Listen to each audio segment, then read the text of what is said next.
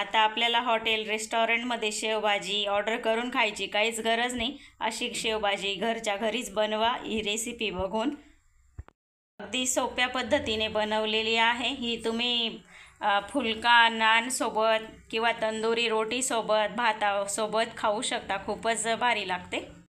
नमस्कार मैत्रिणींनो, स्वागत आहे तुमचं पुष्पा पाटील किचनमध्ये।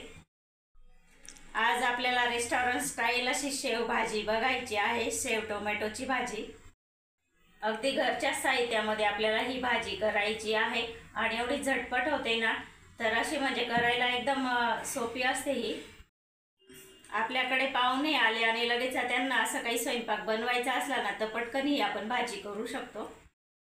शेव टोमॅटोच्या भाजीसाठी साहित्य घेतलेलं आहे। तर भाजीचा मेन भाग म्हणजे शेव घेतलेली आहे इथे, आणि 2 कांदे असे बारीक चिरून घेतलेले आहेत। एकदम बारीकच चिरायचे, असे शक्य होईल तेवढे बारीक।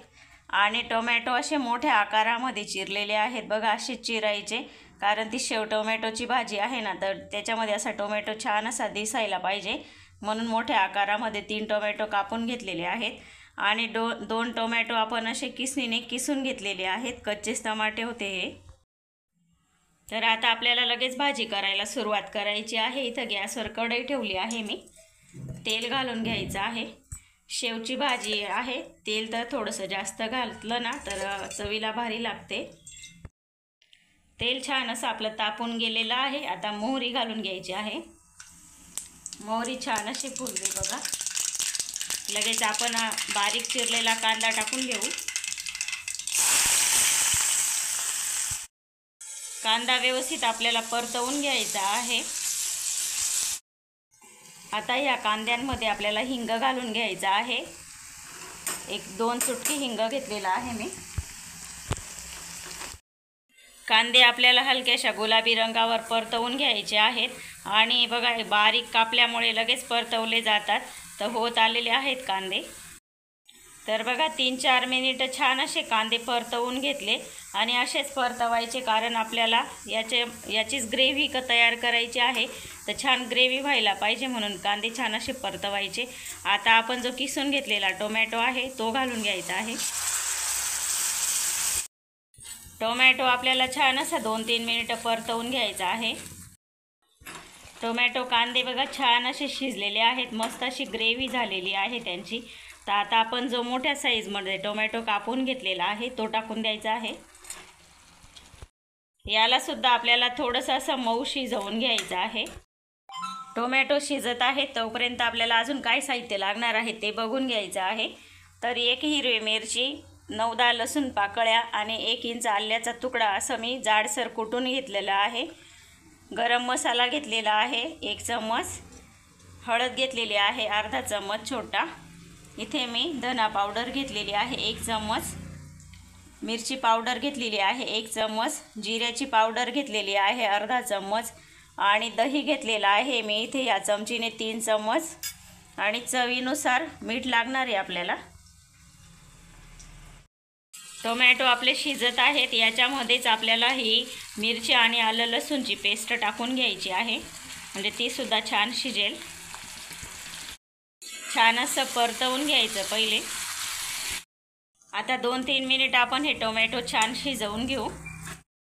टोमॅटो आपले शिजत आहेत तोपर्यंत आपण हे जे पावडर मसाले घेतलेले आहेत ना, हे आपल्याला दह्यामध्ये मिक्स करून घ्यायचे आहेत व्यवस्थित।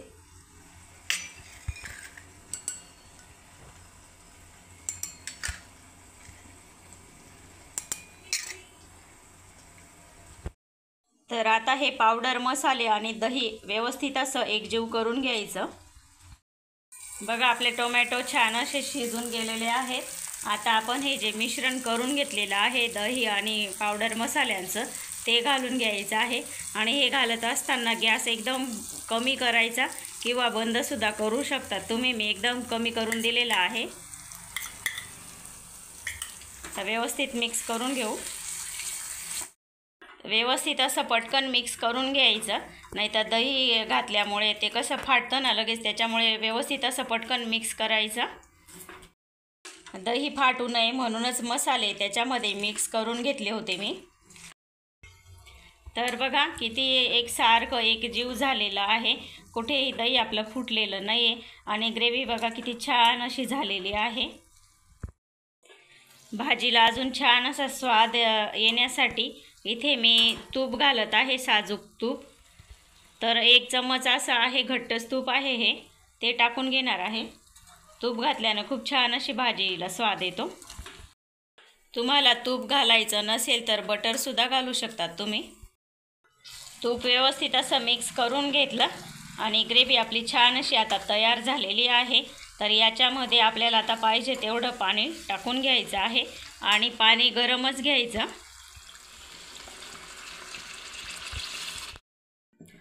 तर बघा आवश्यकतेनुसार मी इथे पाणी घालून घेतलेलं आहे आणि बघा अशी ग्रेव्ही आपली झालेली आहे। म्हणजे ग्रेव्ही नाही आहे ती, तर रस्साच आहे तो, तसाच रस्साच करायचा। म्हणजे शेव टाकल्यानंतर आहे ना, तर ते पूर्ण असं शोषून घेतं, त्याच्यासाठी थोडं असं पातळच करायचं। चवीनुसार आपल्याला मीठ घालून घ्यायचं आहे।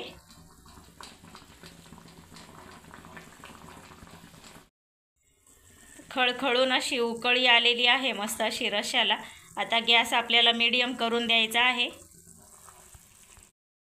3 ते 4 मिनटं छान अशी उकळून घेऊ आपण। 3-4 मिनटं उकळल्यानंतर बघा भाजी खूप छान अशी झालेली आहे आपली। आता गॅस बंद करून द्यायचा आहे। तर याच्यामध्ये मी शेव टाकत नाही आहे, कारण जेवायला आम्हाला वेळ आहे अजून, त्याच्यामुळे उशिरा मी शेव टाकणार आहे याच्यामध्ये। तुम्हाला जर लगेच जेवायचं असेल तर तुम्ही आता याच्यामध्ये शेव टाकू शकता। तर आता तुम्हाला दाखवायची म्हणून मी थोडीशी भाजी काढून घेत आहे आणि त्याच्यामध्ये मी शेव टाकणार आहे। वरून आपण शेव टाकून घ्यायची।